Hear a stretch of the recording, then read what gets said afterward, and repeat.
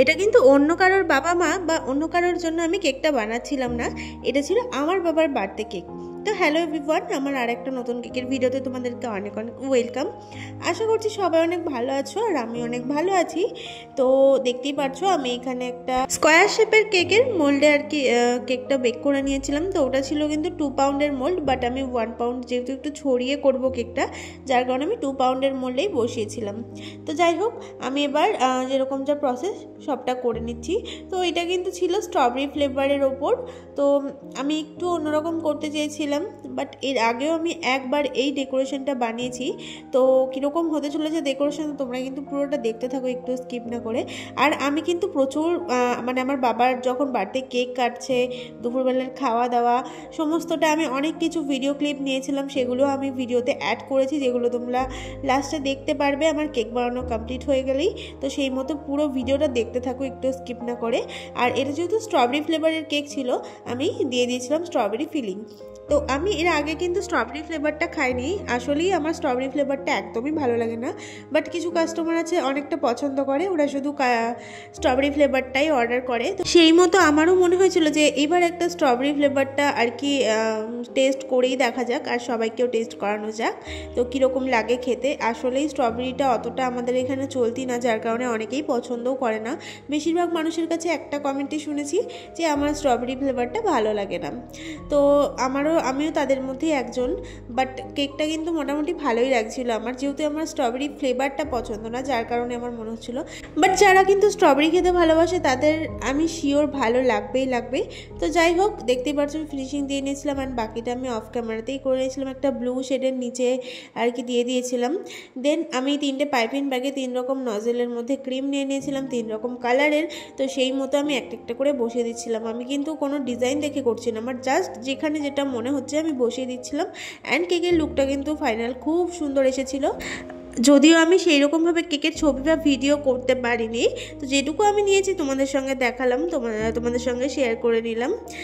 তো যাই হোক, আমি কিন্তু কেকটা রাতের বেলাতেই কমপ্লিট করে ফ্রিজে রেখে দিয়েছিলাম। অ্যান্ড সারা রাত ফ্রিজে ছিল, সকালবেলা উঠেই যেহেতু আমি বাবার মানে ওই বাড়িতে চলে যাব বাবার জন্মদিন উপলক্ষে, তো সেই জন্য আমি রাত্রিবেলার মধ্যেই কেকটা কমপ্লিট করে রেখেছিলাম। আর নিচে আমি দিয়ে দিয়েছিলাম বর্ডার।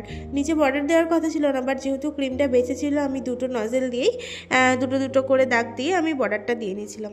আর এই যে পরের দিন সকালবেলা দেখতেই পারছো কেক হাতে করে চলে এসেছি আমি আমাদের বাড়িতে। তো বাড়িতে ঢুকেই কিন্তু আমাদের মন্দির, যেটা তোমাদেরকে দেখিয়ে দিচ্ছি, মনসা মন্দির, মনসা রয়েছে এবং কালী ঠাকুর রয়েছে, এই যে তোমরা দেখতেই পারছো ঠাকুরকে। আর ওই পাশে রয়েছে ছোট্ট গপু, ওই যে আমি জুম করে দেখাচ্ছিলাম।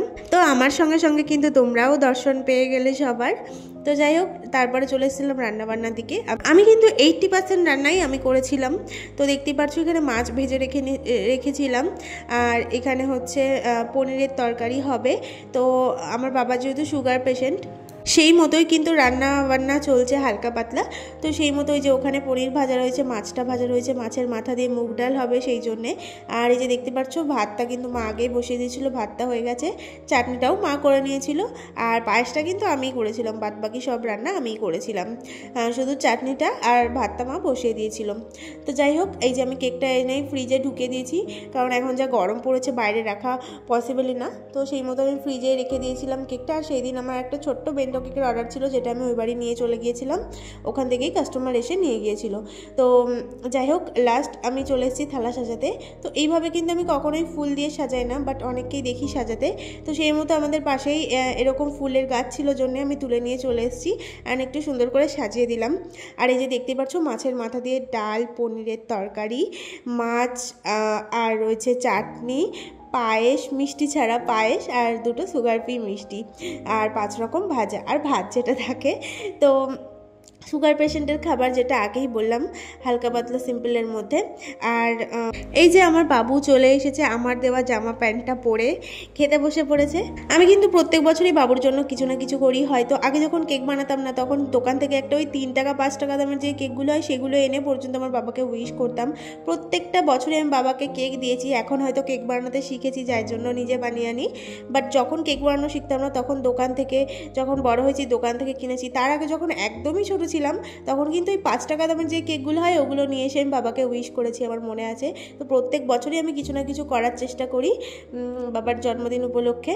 আমার বাবাকে কিন্তু আমি বাবু বলি। তো যাই হোক, দেখতেই পাচ্ছ এখানে কেকটা কাটিং করছিল বাচ্চা কাচ্চা, আরও অনেকে ছিল, আমার মাসি মামারা অনেকে এসেছিলো। তো সবাই মিলে ধরে কিন্তু কেকটা কাটিং করলো। আর এই যে আমার ঠাম্মাকে আমার বাবা এখন কেকটা খাইয়ে দিচ্ছে। আর রাতে সবাই এসেছিলো জন্য আর রান্না করেছিল বিরিয়ানি, আমার মা নিজের হাতে রান্না করেছিল সবার জন্য। তো আমি কিন্তু এসব খাই না, ছোটোবেলা থেকে আমি বিরিয়ানি মাংস এসব খাই না। তো আমি খাইনি, আমি দুপুরবেলার রান্নাবান্নায় খেয়েছি। আর এখানে আমি কেকের রিভিউ নিচ্ছিলাম। এই যে মাসি, এগুলো আমার মাসি বলতে লজ্জা পাচ্ছিল, বলছিল ভালো হয়েছে ভালো হয়েছে, হাসছিল। আর জোরে জোরে গান বাজছিল বলে আমি আওয়াজটা দিলাম না।